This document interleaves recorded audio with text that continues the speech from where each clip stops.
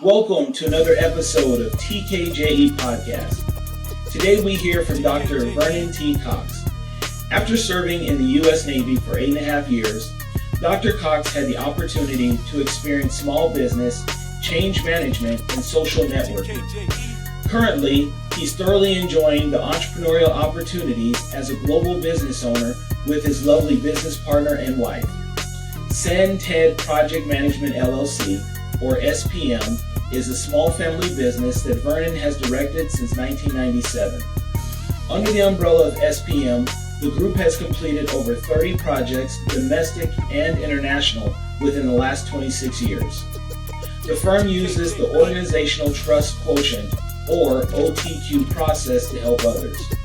Their company contracts have been with Zia Integrated Associates in the Fiji Islands, Intel's Entrepreneurship Program, the State of New Mexico Economic Development, Amtrak Transportation, Strategic Mapping or GIS, Roadway Global Air in the air and freight industry, Euro Debit Systems in user payment processing, Software Development Corporation, FedEx, and the United States Air Force. This incredible background in operating a project management business began with his travels to various indigenous communities both in the United States and other countries. Plan your steps and take flight. TKJE, Raising the Bar. All right, welcome back to another episode of Raising the Bar, TKJE podcast. Today we hear from Dr. Vernon Cox, owner of San Ted Project Management LLC. Dr. Cox, how are you today? I'm doing well, Ken. I really appreciate the opportunity to interact with your staff and the individuals that are watching your program or listening to your program. Thank you very much for this opportunity. Well, I appreciate your time and thank you for sharing your story. And let's just jump right into it so we can make this happen for our listeners.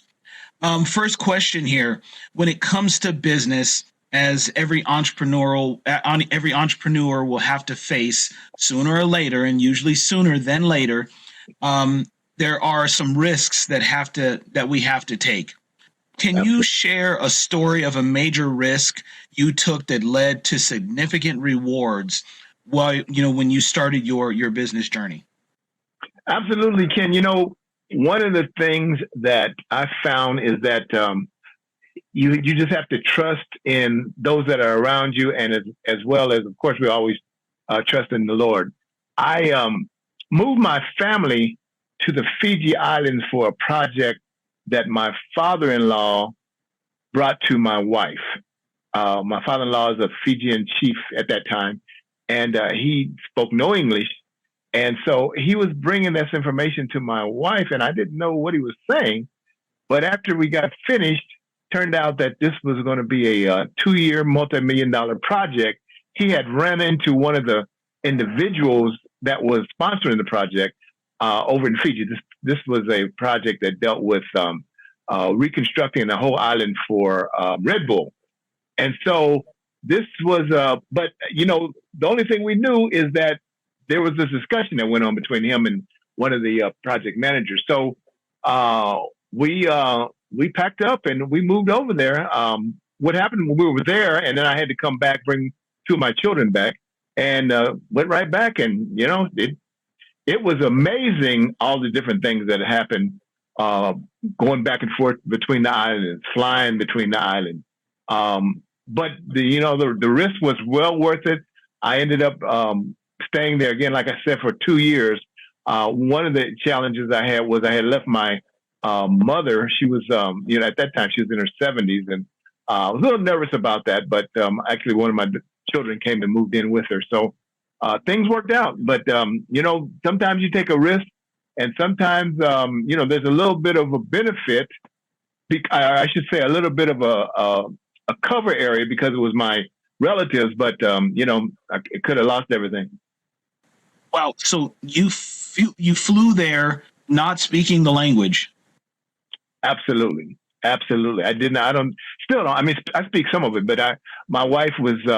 My wife is from there, and actually, one of my sons speaks perfect Fijian, and so he actually did a lot of interpretation for me, translation for me, even though at that time I think he was about 8 years old. Danielle, I think you know him, and he uh, was very instrumental in regards to some of the difficulties in the individuals that we were working with. Those were my nephews, but it was 65 different individuals, and dealing with their wives, and dealing with all the different policies and the protocols and the laws in Fiji. Everything is, most of the things are in English, but the individuals, they understand English, but the nuances of English, especially the way I speak, because sometimes I guess I speak kind of fast. It worked out. It worked out, but it took a while. It did take a while. Yeah. That's impressive. Well, along those lines, we make mistakes, we learn, we try, and we make mistakes, we learn, we try, and it's a cycle. So when it comes to, some people call failures, I call them learning opportunities. But when it comes to the important lessons that you've learned, what are some of the most important lessons that you've learned from failure and or mistakes that you have made on your entrepreneurial journey? I think one of the major mistakes that I made, when we came back from Fiji, probably about 3 or 4 years after that, we went into the trucking business, a business called expediting with the FedEx Custom Critical. And the mistake that we made was we didn't move fast enough to increase the number of trucks we had. We kept this one truck. Actually, my wife and another one of my sons, we rotated through, and we made good money. But the growth issue, we never were able to grow the business during the time that we really had the capital and had the understanding, because we had missed that opportunity.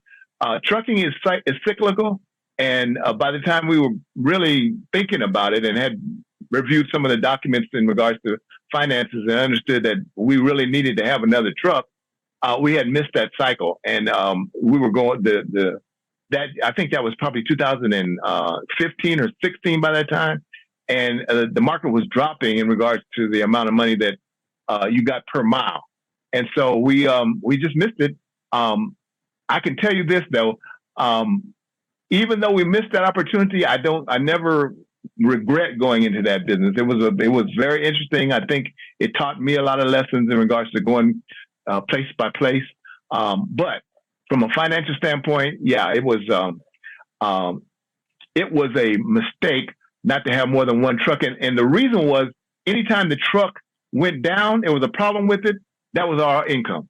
That was all. I mean, in other words, when the truck was down, not only we have to pay for the repair, but we also lost money because the truck wasn't running. So if we had had 2 trucks or 3 or 4 or anything, if we had another source of income, we would have been able to cover some of the real expensive repairs, especially, the last repair that we had on that truck was a $20,000 repair, and it really, it hurt. And so, yeah, that was my lessons learned. Understand. Wow. So that says a lot about the necessity to have multiple streams of income.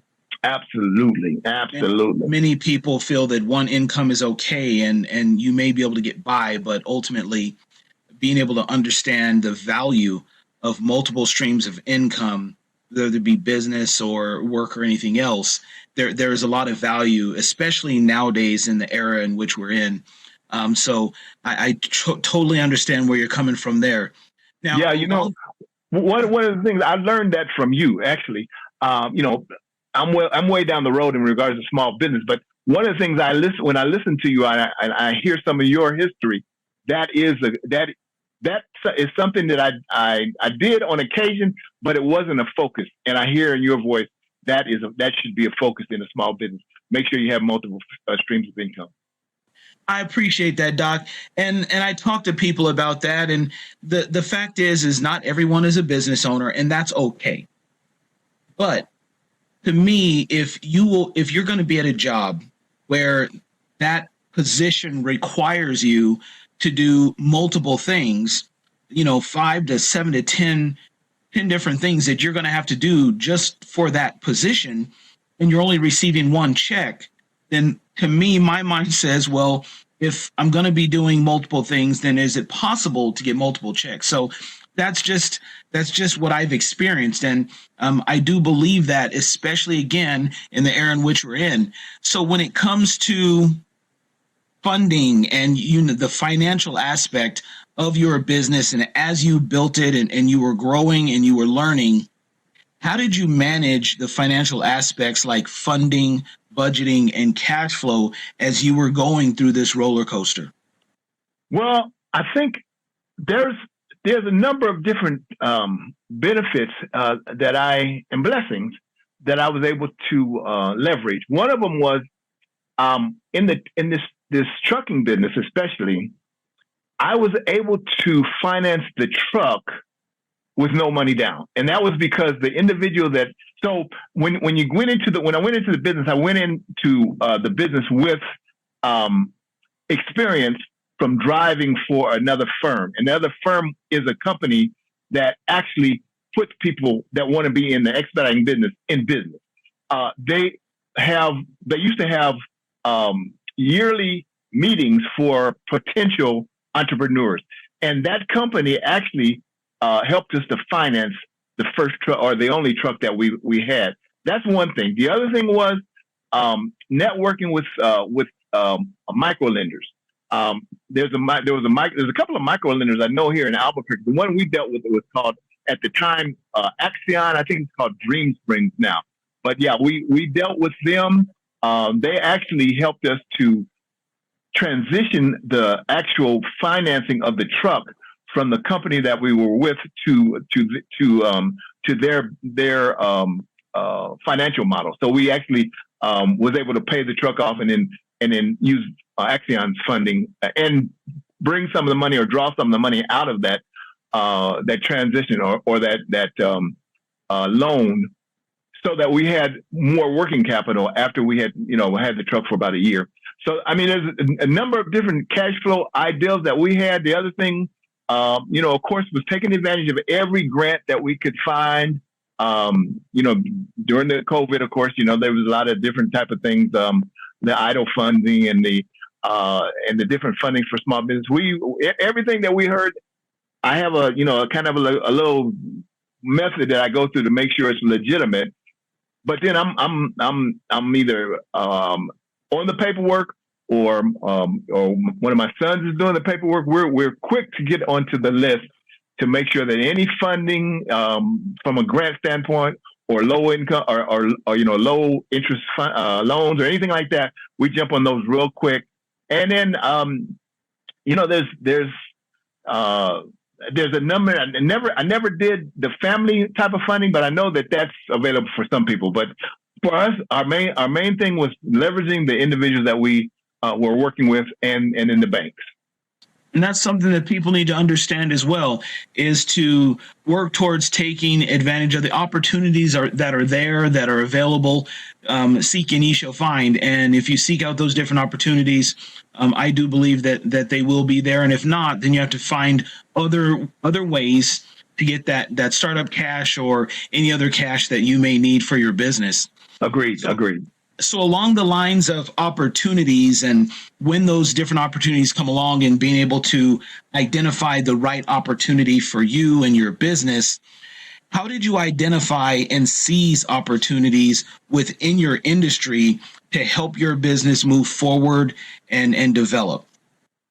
I think one of the ways is allowing individuals that are have a good heart for us or for the business and listen to them. Say and I'm sure that you've mentioned this to other people. The 80-20 rule. Listen 80% of the time, speak 20%. Again, my father-in-law had found out some information, talked to my wife. That information turned into one of the biggest funding opportunities, cash flow opportunities that we've ever had. Listening to the individual that was in the trucking business before us, and then we worked for him a little while and found out the nuances of being in the business of different companies like FedEx or there's another one called Panther. So I think that's that's kind of the method that I use. One of the other things is, it just so happened in trucking, one of the benefits, the requirements is to have certifications. But there's other industries that require certifications, and my thing is to try to get ahead of the certification, get ahead of the program that requires you to have a certification, especially when you're like bidding with, let's say, Sandia National Labs or something around that wants you to have MBA, let's say, or some kind of educational certification or a class. A lot of places that require class, certain workshops or EDUs, or there's certain different certifications that industries have. So I say take advantage of the individuals, or I shouldn't say take advantage. Listen to individuals and understand what they're saying and hear what they're saying, because it's probably going to benefit you if you got a good relationship with them, and get as many certifications in the industry that you're passionate about. Okay, well, as far as advice or things that you've learned along the way, can you give our listeners one piece of business advice that has stuck with you as you were growing within the industry and building your business?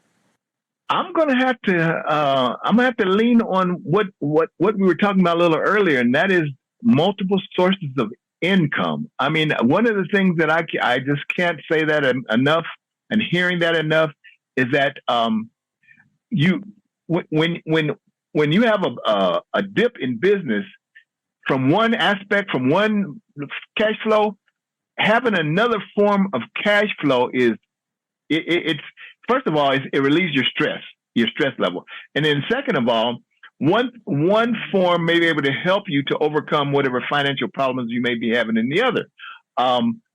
I do have different revenue sources now. I have revenue sources from contracts that I have with the U.S. government, and then I also have small things that I do, inspections, property inspections. And so there's certain things that all of us can do.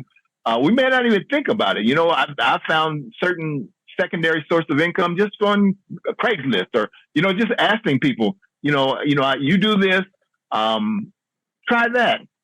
Do you know anybody that I can do this for? There's a lot of different people that are around you in your network. I think your networking is another thing that I would say. Grow your network. I've interacted with a lot of people at the Small Business Administration, and they're very helpful. And then there's certain networking workshops or networking events. Don't discount some of these business events, Black business events that go on. Take a couple hours out of your day and attend some of them, especially if it's in the passion that you want to get involved in. All right. I love it. Well, thank you so much once again. Doc, if someone wants to get a hold of you, maybe ask questions, even utilize you for projects, anything like that, how can people get a hold of you? My email address is Santed Project Management. I know it's kind of long, but Santed Project Management at Gmail. And of course, I'm more than happy to field any kind of phone calls. My phone number is 505-339-9931. Those are the best ways that you can get in touch with me, because I'm always available. One of those. If I see something pop up, I will respond to you. Certain times my phone is turned off during the day, but if you leave a message, I'll get back to you. Well, Doc, thank you so much. I truly appreciate you taking the time to do this interview. Thank you once again. We appreciate you. Much success to you, and we will talk with you later. All right. Thank you.